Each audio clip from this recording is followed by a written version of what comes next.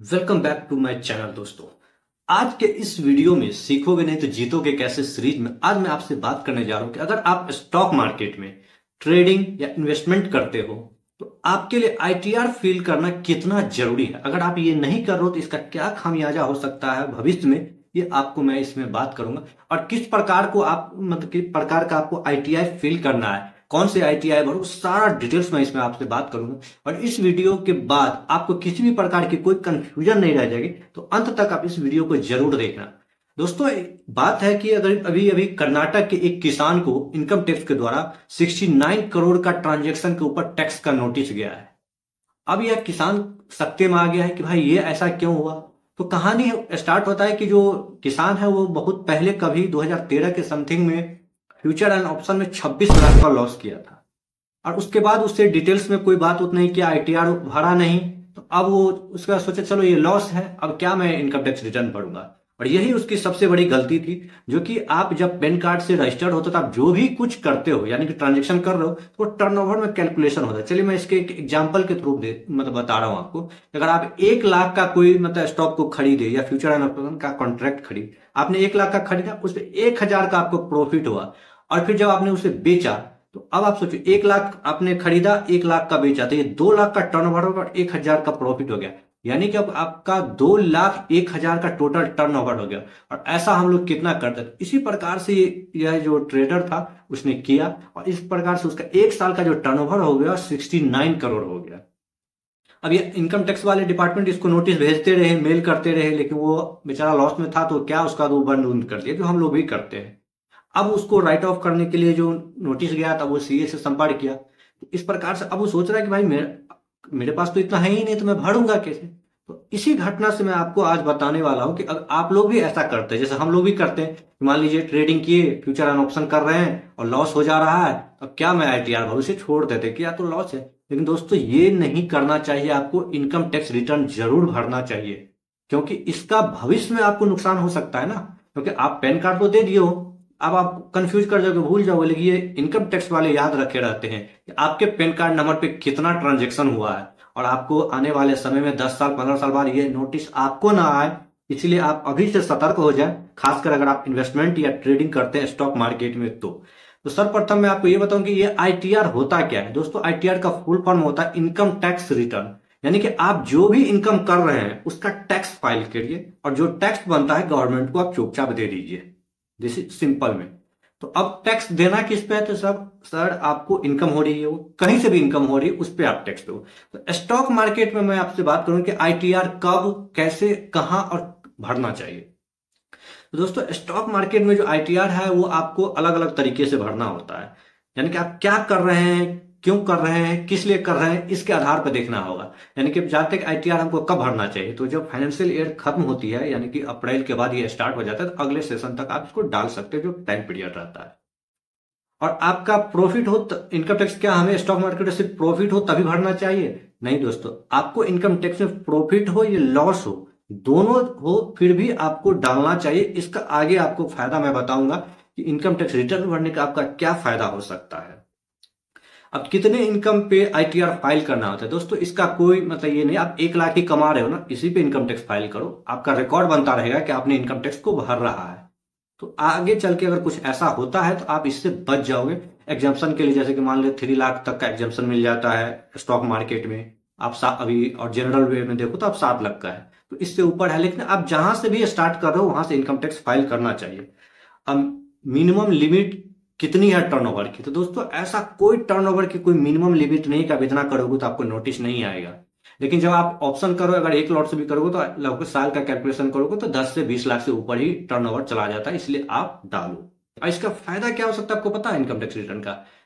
आपको carry forward करने का मौका मिल जाता है। कैरी फॉरवर्ड मतलब क्या हुआ है कि अगर आप इस साल लॉस किए हो, यानी कि आपने ऑप्शन ट्रेडिंग किया और 2 लाख का लॉस कर लिया, अब अगर इसका आप सेट ऑफ कर लेते हो तो अगले साल इस 2 लाख के अगर प्रॉफिट किए तो आप इसको रिकवर कर सकते हो। मान लीजिए किसी साल ऐसा हुआ कि आपने 2 लाख का प्रॉफिट कर लिया, तो अब ये जो पिछले साल जो आपने 2 लाख का लॉस किया था ना, उस 2 लाख के लॉस को इस 2 लाख के प्रॉफिट आप सेट ऑफ कर सकते हो और आप कोई भी टैक्स आपको देना नहीं पड़ेगा।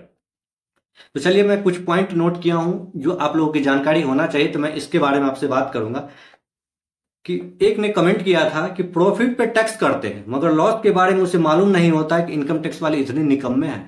दोस्तों बात ये नहीं है कि इनकम टैक्स वाले निकम्मे हैं। एक्चुअली बात क्या है कि जब पैन कार्ड के हिसाब से जब ट्रांजैक्शन ज्यादा जाने लगता है तो वो टर्नओवर को कैलकुलेट करता है। आपके प्रॉफिट एंड लॉस के बारे में उसको कोई जानकारी नहीं होता है कि आपने इतना लॉस किया है, इतना प्रॉफिट किया, इतने कैलकुलेशन वो नहीं करते। बस वो यह ध्यान देता है कि इस पैन कार्ड के आधार पर एक फाइनेंशियल ईयर में कितने का टर्नओवर हुआ है, 1 करोड़ का हुआ है, 2 करोड़ का हुआ। तो इसके बाद सीधा वो कहता है कि आपके पास ये जो 1 करोड़ या 2 करोड़ या 50 लाख का या 10 लाख का जो टर्नओवर हो गया ना, अब इसका मुझे हिसाब दे दीजिए कि ये कहां से हुआ। अगर आप इसका हिसाब नहीं दे पाते हो तो फिर ये इनकम टर्नओवर मैं आपके इनकम के रूप में लगा दूंगा और फिर इसके ऊपर जो आप टैक्स लाइन में आएगा वो टैक्स भरना पड़ेगा। अब तो ये भारी हो गया क्योंकि आपने तो टर्नओवर किया, आपने प्रॉफिट किया या लॉस किया कुछ पता ही नहीं, आप नहीं किया, आप उस पर टैक्स में कैलकुलेट कर दो। तो इसलिए जरूरी है क्योंकि इनकम टैक्स वाले को ये नहीं पता होता कि आपने प्रॉफिट किया है या लॉस किया। उसे सिर्फ ये पता होता है कि इस पर्टिकुलर पैन कार्ड से इतना का टर्नओवर हुआ है और ये अब आपको बताना होगा कि मैंने ये इतना तो टर्नओवर किया है लेकिन मुझे इसमें लॉस हुआ है। तो इनकम टैक्स वाले अब कहेंगे ठीक है अब आपको लॉस हुआ है बिजनेस में तो कोई बात नहीं, अब अगले साल कैरी फॉरवर्ड कर लो। और इसे आप अभी ही नहीं, यहां से लेकर के 8 साल तक आप कैरी फॉरवर्ड कर सकते हो दोस्तों।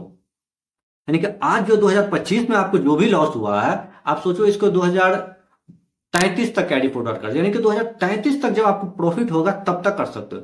और इसमें सबसे खास बात मैं आपको बताता हूं कि अगर आपको स्टॉक मार्केट के फ्यूचर एंड ऑप्शन या इंट्राडे में अगर आपको लॉस हो रहा है, क्योंकि future and option and intraday को एक बिजनेस के रूप में माना जा रहा है, तो सिर्फ आप इसी के लॉस में इसको सेटअप नहीं कर सकते। आप अन्य किसी और बिजनेस के साथ जो आपका इनकम आ रहा है, यानी कि जो ऐसा एक्टिव बिजनेस कर रहे हो जिससे कि इनकम आ रहा है, रेंटल इनकम या कुछ भी, वहां से भी आप इसको फॉरवर्ड मतलब कैरी सेट ऑफ कर सकते हो। तो है ना ये मजेदार वाली बात। तो इसी बात के लिए आप इस चैनल को सब्सक्राइब करो और इस वीडियो को लाइक करो ताकि ऐसे ही इंफॉर्मेटिव वीडियो मैं आपके लिए बनाता रहूं और आपसे मिस ना हो जाए। बताता हूं कि कैरी फॉरवर्ड मैंने आपको बता दिया। अब एक जो है कि आप अगर मान लो आपने लॉस किया है और आप टैक्स नहीं भरोगे तो इसका क्या हो सकता है। तो मेंटेलिटी क्या होता है कि हम लोग को जब लॉस कर लेते हैं स्टॉक मार्केट में तो हमें पता होता है चलो यार अब मैं लॉस कर लिया हूं, अब क्या इसका भरूं, क्या आगे करूंगा या मैं अब नहीं करूंगा। देखिए यही गलती नहीं करनी, आपको आईटीआर फिल कर लेना चाहिए, इससे आपको आगे काम आएगा। हाँ अब यह है कि आपको कौन से आईटीआर भरना है क्योंकि बहुत सारे आईटीआर है। तो इनमें से स्टॉक मार्केट के भरने के लिए आपके पास कौन सा आईटीआर है। तो दोस्तों अगर मैं बताता हूं कि आप अगर सिर्फ शेयर को खरीदते और बेचते हो शॉर्ट टर्म और लॉन्ग टर्म में, आप लॉन्ग टर्म का डेफिनेशन जानते हो कि एक ऐसे कोई इसी कंपनी का शेयर जिसको आप 1 साल से ज्यादा रख लिए हो तो वो लॉन्ग टर्म हो गया, और 1 साल से नीचे अगर बेच रहे हो तो वो शॉर्ट टर्म हो गया। और उस पर आपको टैक्स लगेगा STCG यानी शॉर्ट टर्म कैपिटल गेन्स, और लॉन्ग टर्म वाले पे लगेगा long term capital gains. Short term capital gains tax 20% है और लॉन्ग टर्म कैपिटल गेन्स जो पहले 10% हुआ करता था अब वो 12.5% हो गया है। तो आपको इसके आधार पे लगेगा। तो अब अगर कोई शेयर आप खरीदते हो शॉर्ट टर्म के हिसाब से, लॉन्ग टर्म के हिसाब से, आप कोई इंट्राडे या वो नहीं करते तो आप इसे ITR 2 के अंदर भर सकते हो। याद रखिएगा इसे आप ITR 2 के अंदर भी भर सकते हो अपने बिजनेस इनकम के थ्रू। लेकिन अगर आप इंट्राडे करते हो और फ्यूचर एंड ऑप्शन करते हो तो फिर आपके पास जो ऑप्शन आता है वो ITR 3। इस केस में आपके लिए ITR 3 भरना होगा। आप किसी फाइनेंशियल जो CA है उससे कंसल्ट करके आप भर सकते हो। और इसके लिए जो आपको डिटेल्स चाहिए वो AIS में आपका सारा पैन कार्ड के हिसाब से डिटेल्स मिल जाता है। इनकम टैक्स के पोर्टल पे ही वहां पे जाओगे तो आप AIS का कॉलम होता है उस पे होता है। दूसरी अगर आपको मतलब प्रॉफिट एंड लॉस का टर्नओवर का आपको डिटेल चाहिए, अब जिस भी ब्रोकर के साथ, जैसे मान लो आप स्टॉक के साथ कर रहे हो या जीरोधा के साथ आप कर रहे हो, उसके अंदर एक कॉलम बना होता है टैक्स रिपोर्ट। तो वहां जाके आप वहां सारा कुछ ले सकते हो। उसके जैसे जीरोधा में कंसोल होता है, आप स्टॉक में होता है प्रॉफिट एंड लॉस या टर्नओवर, वहां से आप उसके डिटेल्स को ले सकते हो और फिर इसके बाद सारा आप वहां से भर सकते हो। ये बहुत आसान है, कोई बड़ी दिक्कत नहीं है, लेकिन आप ITR बनाते हो। आपको पता है कि आप फ्यूचर ऑप्शन एंड इंट्राडे कर रहे हो तो आपके लिए ITR 3 है। अगर आप सिर्फ शेयर को खरीद और बेच रहे हो तो आप ITR 2 भी भर सकते हो। और कैरी फॉरवर्ड के बारे में आपको बता दिया हूं कि इस साल के जो लॉस को आप अगले साल के लिए सेटअप कर सकते हो और इसे आप लगातार 8 साल तक कर सकते हो। ये बात आप ध्यान में से मैं आपको बस यही बताना चाह रहा था कि एक इनकम टैक्स स्लैब के अंदर आपको क्या क्या करना चाहिए। अगर आप शॉर्ट टर्म या लॉन्ग टर्म या किसी भी प्रकार से शेयर मार्केट में कोई काम कर रहे हो तो आपको कितना जरूरी है आपके लिए इनकम टैक्स भरना, ताकि भविष्य में आपके खिलाफ कोई ऐसा नोटिस इनकम टैक्स वाले न जारी कर दे। इसके लिए अभी से आप अपने इस कार्य को स्टार्ट करो और इस फाइनेंशियल ईयर में जरूर आप अपना इनकम टैक्स भर लेना और उसमें अगर जो भी लॉस हो रहा है उसे आप कवर कर लेना और जो अगर प्रॉफिट हो रहा है तो उसमें आप टैक्स भर देना। लॉन्ग टर्म प्रॉफिट पे आपको पता है कि 1 लाख तक का आपका एग्जम्पशन है, अगर मान लीजिए किसी शेयर को खरीद के बेच रहा और उस पर आपको एक मतलब 60,000 70,000 तक का प्रॉफिट हुआ एक साल के अंदर, तो आप उस पर टैक्स नहीं दे सकते हो। शॉर्ट टर्म का अलग है, लॉन्ग टर्म में अगर आप 1 लाख से ऊपर प्रॉफिट करो तो जाके आपको टैक्स देना है। ये आपके लिए मजेदार वाली बात है, इस प्रकार की इंफॉर्मेशन आपके पास होनी चाहिए। और अगर अगर ये वीडियो आपको पसंद आया है तो इस वीडियो को आप लाइक करना, इस चैनल को सब्सक्राइब करना। मैं आपके लिए फिर दूसरा वीडियो बना के लाऊंगा और वो वीडियो आपके लिए काम का होगा। तो दोस्तों मिलते हैं फिर किसी नए वीडियो के साथ।